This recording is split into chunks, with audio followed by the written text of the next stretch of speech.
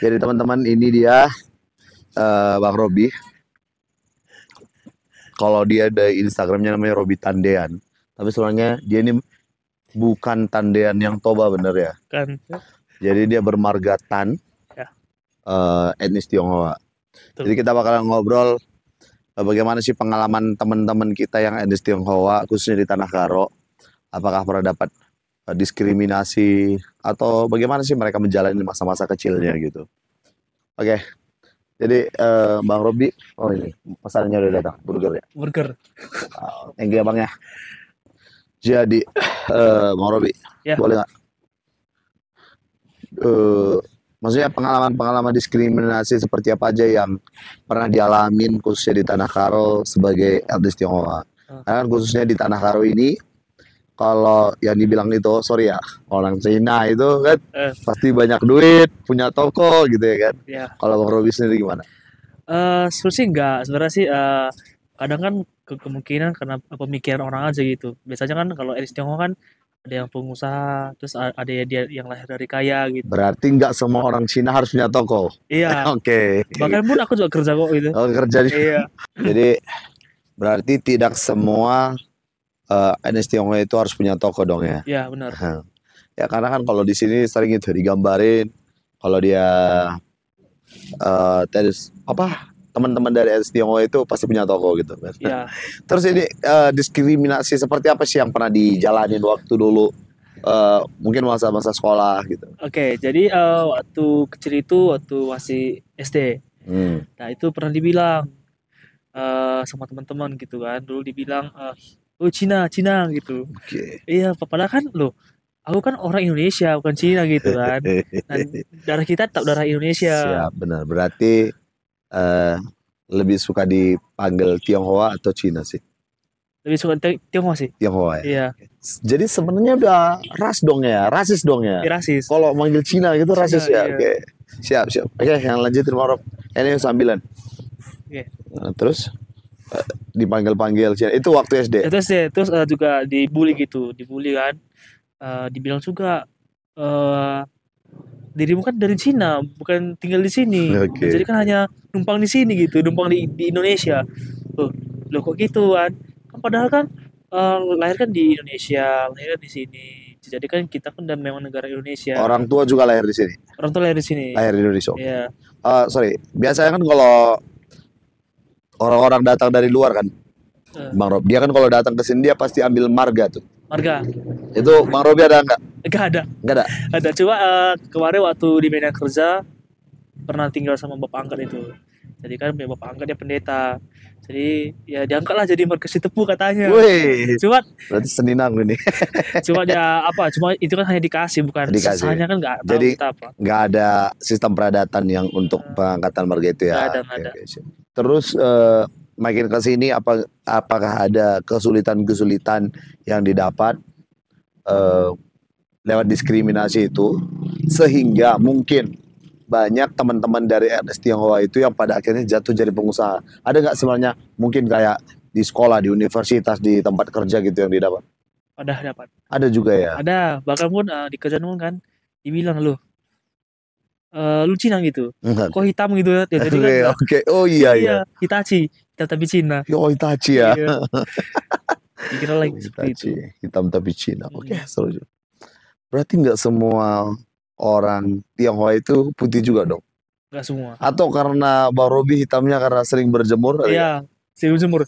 Tapi jangan salah juga di Pekanbaru itu di bagian pedalamannya itu ada juga loh Cina, tapi dia nggak nampak lagi Cinanya. Siap. Di pedalaman. Oke, jadi nggak harus dong? Nggak harus.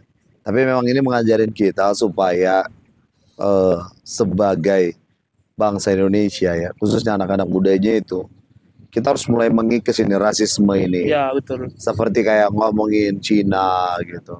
Karena kan tetap aja kita bangsa Indonesia. Karena kalau kita pelajari juga dari sejarah, banyak juga pahlawan-pahlawan kita yang etnis Tionghoa sebenarnya. Ya.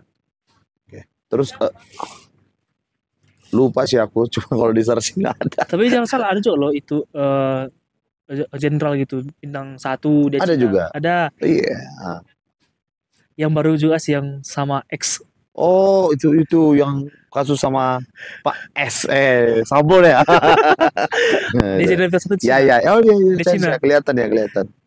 Kurniawan atau siapa namanya itu ya? Oke, oke, dapat.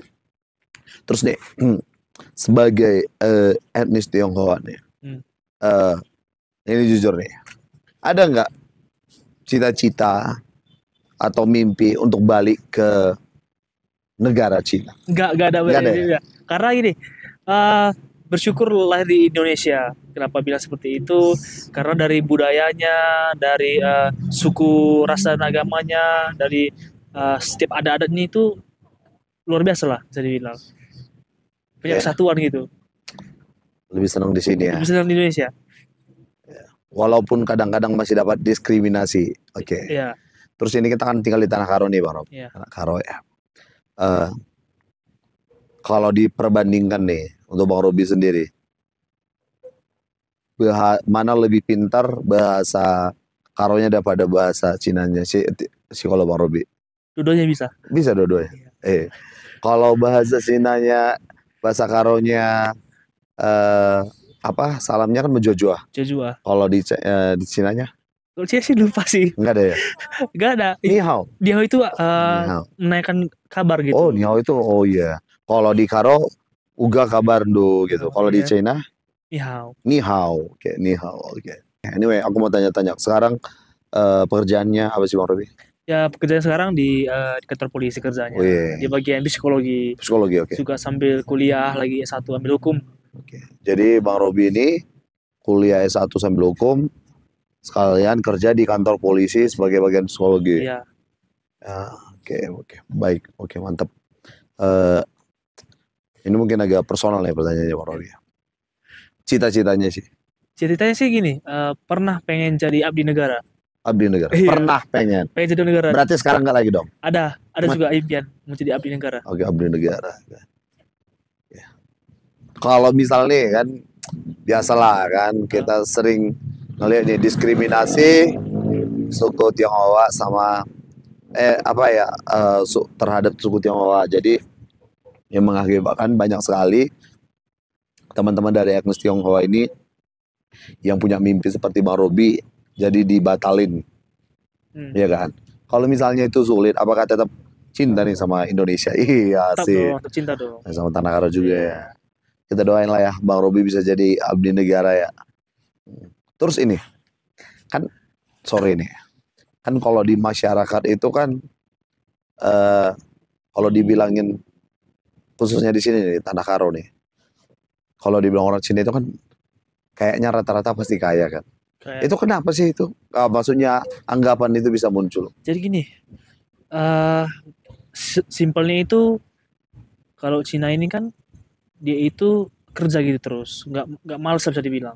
Karena mereka itu dari kecilnya itu udah diajarin gitu, dari susahnya. Nah, jadi kan akhirnya kan terbiasa gitu.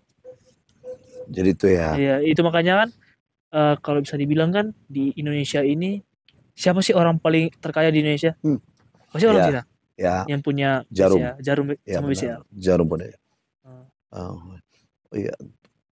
Benar juga, karena kan yang aku tahu juga ada kalau orang Chinese itu ketika mereka lebih dulu mengajari anaknya berhitung daripada membaca, katanya. Itu benar sih nggak sih? Benar. Iya, benar ya. Itulah ya.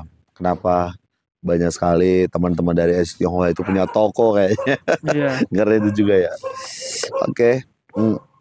Kayaknya sekian itu aja sih pertanyaan buat ini. Thank you so much buat ceritanya, Bang Robi. Kita nggak bisa milih kita mau lahir di mana. Kita nggak bisa pilih kita lahir dari rahim siapa.